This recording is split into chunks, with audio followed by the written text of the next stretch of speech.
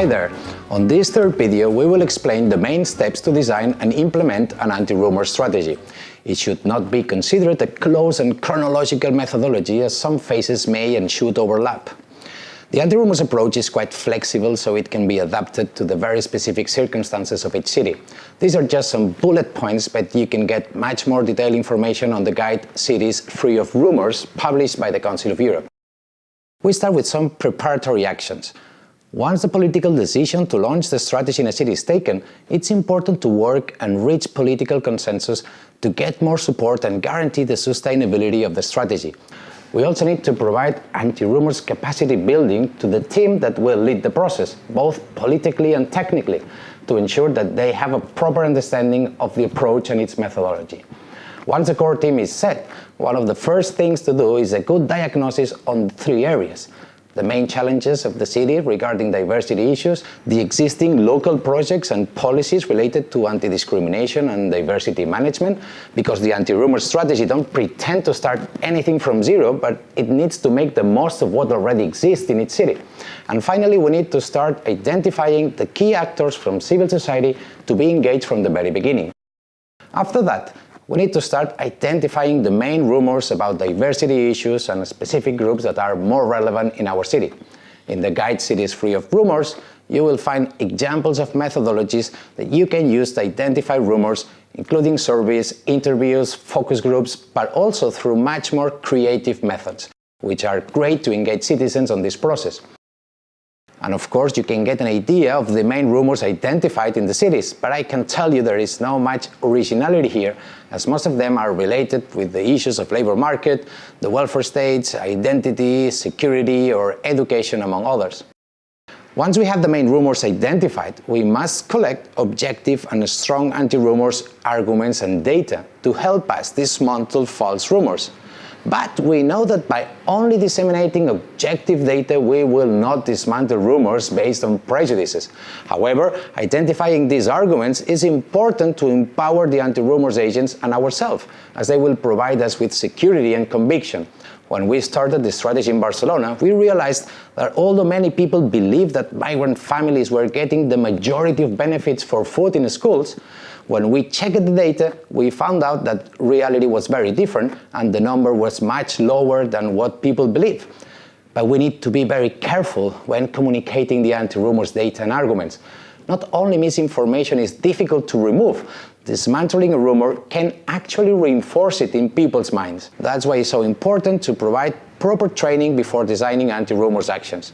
Moreover, the effectiveness of anti-rumor arguments depends on our capacity to adapt them, taking into account the different audiences, the channels we will use for their dissemination, and the importance of the sticky factor. Do the anti-rumor message stick in people's minds? A complex message will not stick.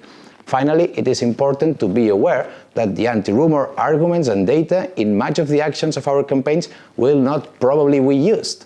As mentioned before, while it is important to have anti-rumor arguments, it is not necessary to use them directly. For instance, if we work in schools, we can use different methodologies to foster critical thinking, positive interaction, and open-mind attitudes.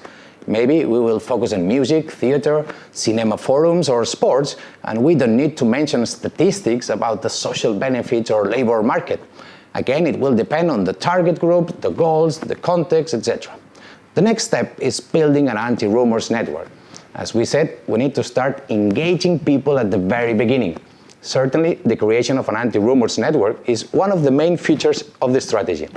In all the cities we've been working, in Germany, Sweden, Spain, Portugal, etc., we've seen that it's not difficult to engage local actors to become members of the anti-rumors network. From social and cultural organizations, teachers, youth, professionals from many fields, sports, businesses, immigrants and citizens in general. More people than expected are interested in having an active role on this process to confront prejudices and rumors, and they may become anti-rumors agents, which are key players to implement anti-rumors actions on the ground. The anti-rumor agents are citizens who decide to become active in dismantling prejudices and rumors. They can do this in their daily life, with family, friends, in the workplace, etc. but they also can be more actively involved in designing and implementing anti-rumor activities on specific topics and in different fields, schools, public space, media, etc., in order to reach a wider audience. As previously emphasized, we deal with very complex and sensitive issues, and we need more than just goodwill to produce a real impact on citizens' perceptions.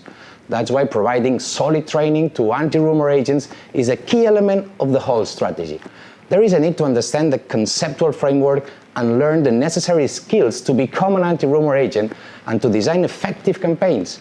But first of all, we need to ask ourselves who we want to train and why and to do what, how these people will be involved in the future design and implementation of anti-rumors campaigns. We need to provide them with a logical and concrete framework so they can understand what are they supposed to do with the acquired knowledge.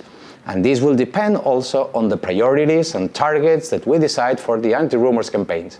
Hundreds of anti-rumor agents have been trained in different European countries, and there are specific training workshops that can be adapted to different profiles and contexts. The steps we have discussed so far are part of the anti-rumor strategy, but we still have not dealt with a key part of the action, the design and development of awareness-raising anti-rumors campaigns, with which we intend to reach our goals. Well, this is what we will explain on the next video using practical examples from different cities. Finally, on the fifth and final video, we will focus on the evaluation and sustainability of the strategy. That's all. Thanks for your attention. Remember, be aware of rumors. Bye-bye.